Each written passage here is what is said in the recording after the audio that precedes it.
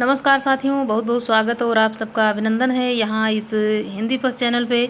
साथियों, यहाँ पे प्रमुख रासो ग्रंथ हैं जो परीक्षा की दृष्टि से आप लोग देखेंगे। यहाँ पे काफ़ी महत्वपूर्ण होगा क्योंकि यहाँ से आप प्रश्न वहाँ पे देख पाएंगे। कभी कभी यहाँ पे रचना पूछा जाता है, रचना का समय सीमा मतलब किस जो है इसकी रचना कब की गई और ये किस प्रकार का काव्य है। तो यहाँ पे आप ये जो है सारी चीज़ें एक साथ यहाँ पे जानेंगे। रचना यहाँ पे और रचनाकार के रूप में देखें तो यहाँ पे खुमाल रासो जो है ये दलपत विजय का ये यहाँ पे रचना हो जाती है। रचना काल यह 9वीं शताब्दी का है। काव्य रूप प्रबंध है। चित्तौड़ नरेश खुवाड़ की वीरता का वर्णन इसमें किया गया है। मेवाड़ के परवर्ती शासकों महाराणा प्रताप सिंह राज सिंह का वर्णन है। इससे लगता है कि यह रचना 17वीं शताब्दी के आसपास की है, किंतु बाद में जोड़ा गया है। मतलब ये सारी चीज़ें ये बाद में जोड़ा गया है इसमें। और इसमें 5000 छंदों का विशाल काव्य ग्रंथ है। कौन सा है? तो ये यहाँ पे हो जाएगा खुमान रासो। विजयपाल रासो नाल सिंह की रचना है, 11वीं शताब्दी की है और ये वीर गीत है। यह रचना अनुपलब्ध है। ये रचना अगर पूछा जाता है कौन सी रचना उपलब्ध नहीं है तो यहाँ पे बीसल देव रासो, यहाँ पे विजयपाल रासो हो जाएगा। और विजयगढ़ के राजा विजयपाल का प्रशस्ति ग्रंथ भी इसको जो है स्वीकार किया गया है। विजयपाल यहाँ पे बीसल देव रासो नरपत नाल, बीसल देव रासो की रचना यहाँ पे नरपत नाल ने की है। 12वीं शताब्दी की रचना के रूप में इसको जानते हैं। वीर गीत है। यह एक विरह परक संदेश काव्य है जिसमें अजमेर के राजा चौहान सिंह बीसल देव तथा राजा भोज की पुत्री राजमती के विवाह वियोग नायक का रूठ कर उड़ीसा जाना और पुनर्मिलन की कथा है। रासो होते हुए भी यह प्रधानता श्रृंगारी एवं गेय काव्य के रूप में जाना जाता है। हिंदी में सर्वप्रथम 12 मासा का वर्णन इसमें मिलता है। तो 12 मासा का वर्णन सबसे पहले यहीं देखने को मिलता है। बहुत सारे लोग यहाँ पे बताते हैं कि विद्यापति जो है जो रचना की है, यहाँ पद्मावत नहीं, मतलब जायसी ने जो रचना की है वहाँ से है, लेकिन यहाँ पे ये जो लिखा है बीसल देव रासो यहीं से ही हिंदी में सर्वप्रथम 12 मासा वर्णन देखने को मिलता है। चंदवरदाई की रचना यहाँ पे हो जाती है पृथ्वीराज रासो। 12वीं शताब्दी की रचना है और यहाँ पे प्रबंध काव्य के रूप में पिंगल शैली में लिखा गया है। पृथ्वीराज चौहान के शौर्य और वीरता के अलावा संयोगता के साथ उनकी प्रेम कहानी का भी सुंदर वर्णन किया गया है। किसमें? तो यहाँ पे पृथ्वीराज रासो में। यहाँ पे 69 समय अर्थात यहाँ पे सर्ग और 68 प्रकार के छंदों का प्रयोग देखने को मिलता है। और यह मुख्य छंद यहाँ पे है कवित्त है, छप्पय है, दूहा है, तोमर है, तोटक है, गाहा और आर्या है। जो यहाँ पे चंदवरदाई हैं इनका जो ये कवि किसके कौन से छंद इनको मतलब यहाँ पे ज़्यादा पसंद था और ये विशेषज्ञ भी के रूप में भी जाने जाते हैं। तो छप्पय एक छंद था जो इनको काफ़ी पसंद था और इनके जो पृथ्वीराज रासो है इसमें ज़्यादातर देखने को मिल रहा है। इनके जो है उत्तरार्ध को पुत्र जल्हड़ ने रचा था। मतलब जो यहाँ पे इनका जो छूट गया था, ये रचना जो थी इनकी अधूरी रह गई थी, तो इसका उत्तरार्ध भाग जो था इनके पुत्र जल्हड़ ने इसको रचा था।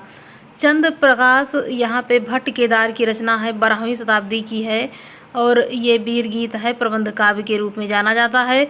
इन दोनों रचनाओं में कन्नौज के सम्राट जयचंद के शौर्य और पराक्रम की कथा का वर्णन यहाँ पे वर्णन होना अनुमानित किया गया है। दोनों ग्रंथ अप्राप्य हैं, किंतु सिंहायच दयाल दास तथा राठौरा ख्यात में इनका उल्लेख है।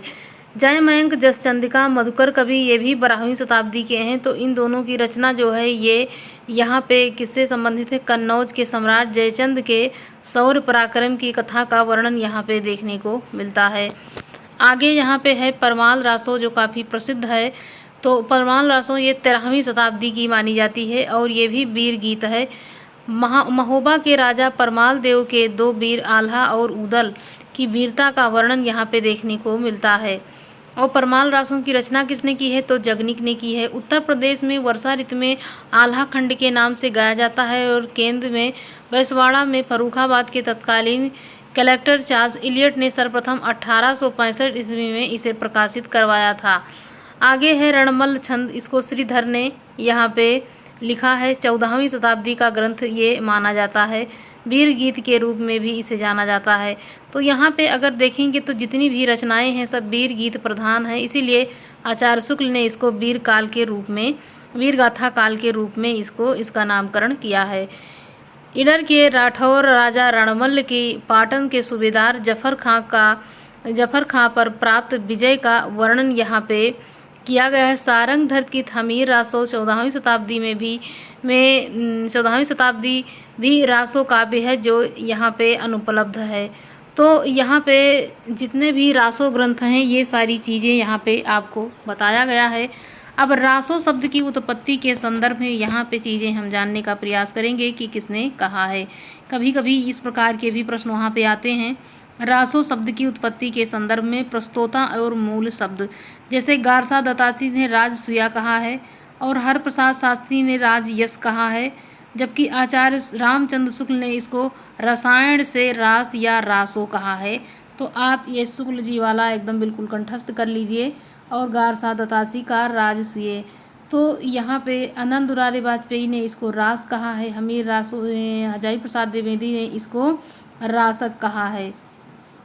राम स्वरूप चतुर्वेदी ने रासव का रस कहा है, जबकि दशरथ शर्मा ने रासक कहा है। माता प्रसाद ने भी रासक कहा है। गणपति चंद्र गुप्त ने भी रासक, राज, रासा, रास। तो इस प्रकार से ये रासक से रास, फिर रासा हो गया, फिर रास, फिर ये यहाँ पे गणपति चंद्र गुप्त का है तो ये यहाँ पे फिर बाद में रासो हो जाता है। आगे यहाँ पे है कि इसका सबसे बड़ा सर्ग यहाँ पे कनवज युद्ध है। इसमें इस ग्रंथ का यहाँ पे कथानक भी माना जाता है। तो यहाँ पे जो कथानक माना गया है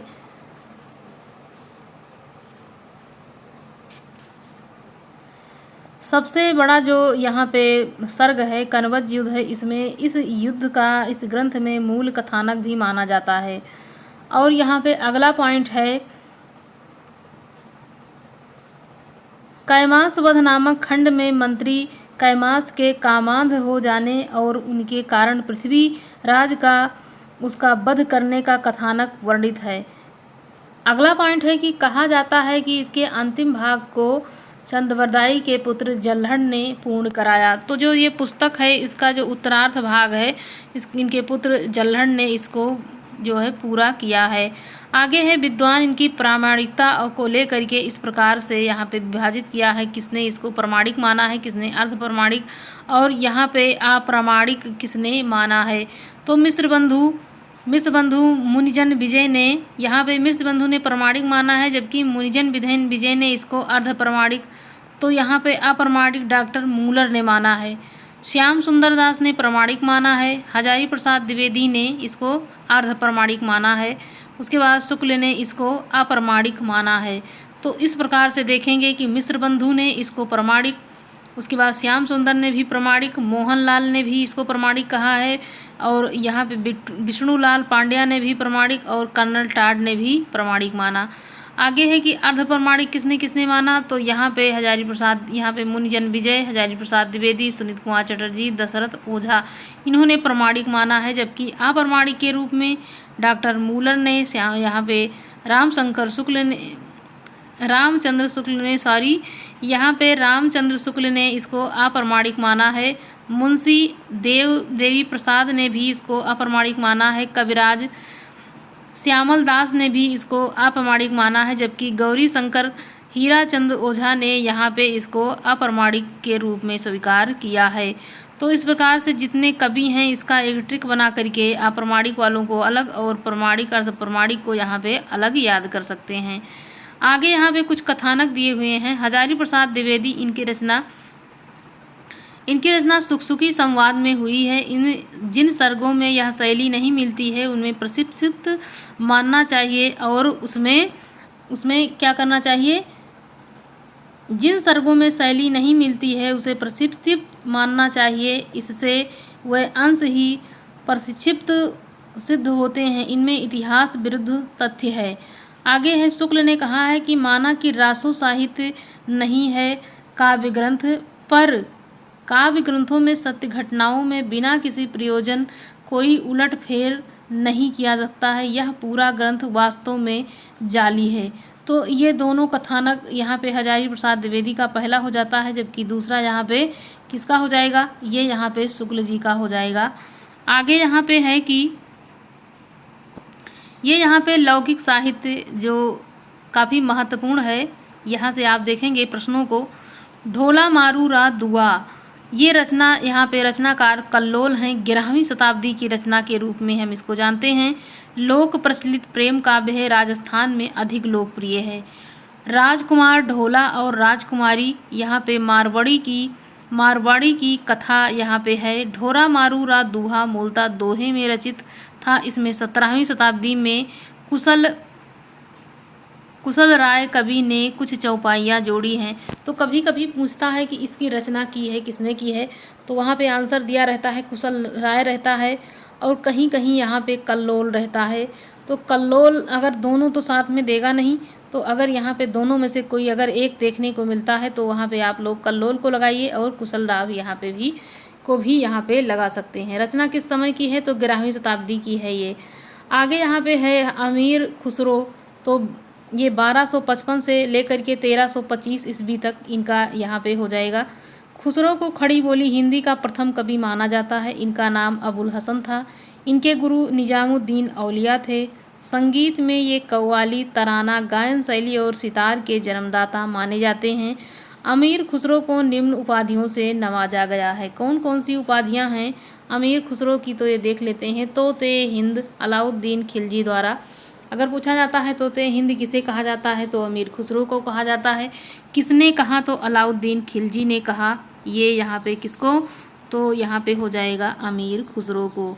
आगे यहाँ पे है कि कवियों में राजकुमार प्रसिद्ध इतिहासज्ञ डॉक्टर ईसरी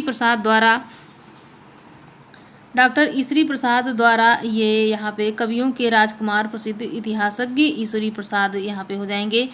अवधि का प्रथम कवि डॉक्टर राम कुमार वर्मा द्वारा, मतलब अवधि का जो प्रथम कवि है वो कौन कहे जाते हैं, किसके अनुसार, तो ये यहाँ पे डॉक्टर राम कुमार वर्मा के द्वारा हो जाएगा। आगे यहाँ पे है किसे कहा गया है, तो ये यहाँ खुसरो की बात हो रही है। इन्हें तोते हिंद, हिंदुस्तान की तूती भी कहा जा सकता है। इनकी पहेलियाँ और मुकरियों में उक्त वैचित्र की प्रधानता है। तो अगर पूछा जाता है उक्त वैचित्र की यहाँ पे प्रधानता किसमें देखने को मिलती है, तो इनकी मुकरियों में देखने को मिलती है। आवाज़ ये खुसरवी इनका संगीत संबंधी ग्रंथ है। तो अगर पूछा जाता है आवाज़ ये खुसरवी क्या है, तो ये संगीत संबंधी इनका ग्रंथ हो जाएगा, किसका, अमीर खुसरो का। आगे है खलिक बारी वस्ता फारसी हिंदी शब्दकोश है। तो फारसी हिंदी शब्दकोश इसमें से कौन हो जाएगा, यहाँ पे खालिक बारी हो जाएगा, जो कि यहाँ पे फारसी हिंदी शब्दकोश ये कहा जाता है। अमीर खुसरो ख्वाजा निजामुद्दीन औलिया के निधन पर शोक व्यक्त करते हुए खुसरो ने कहा था, गोरी से सोवे सेज पर मुख पर डारे केस, चल खुसरो घर आपने रैन भई चहुदेश। तो कब अगर ये प्रश्न पूछा जा सकता है कि ये अमीर खुसरो की पंक्ति कब उन्होंने कहा था इसे, तो ख्वाजा निजामुद्दीन औलिया के निधन पर शोक व्यक्त करते हुए ये कथन उन्होंने कहा था। इनके अनुसार नुह सिपहर में भारतीय बोलियों का विस्तृत वर्णन है। खुसरो के साहित्य लेखन का मुख्य लक्ष्य जनता का मनोरंजन। अमीर खुसरो की रचनाएं 100 बताई जाती हैं, जिनमें मुख्य खालिक बारी, पहेलियाँ, मुकरियाँ, दो सुखने, गज़ल, हालाते, यहाँ पे क्या हो जाएगा, हालाते कन्हैया आदि हो जाएंगी इनकी रचनाएं। तो यहाँ पे आपने देखा कि जो ये आदिकाल की जो रचनाएं हैं और किस प्रकार से यहाँ पे अमीर खुसरो को कौन सी उपाधि दी गई है। तो साथियों हम आशा करते हैं कि ये तथ्य आपको मेन बिंदु पढ़ाया जा रहा है यहाँ से, कि जहाँ से प्रश्न बनने की संभावना है, और पूरा ज़्यादा पढ़ने से क्या फ़ायदा, मतलब हम उन्हीं चीज़ों को यहाँ पे प्रस्तुत कर रहे हैं जो कि परीक्षा की दृष्टि से काफ़ी महत्वपूर्ण हो सकते हैं। तो साथियों, आप अपनी तैयारी को करते रहिए। मिलते हैं किसी अगले वीडियो में, तब तक के लिए धन्यवाद।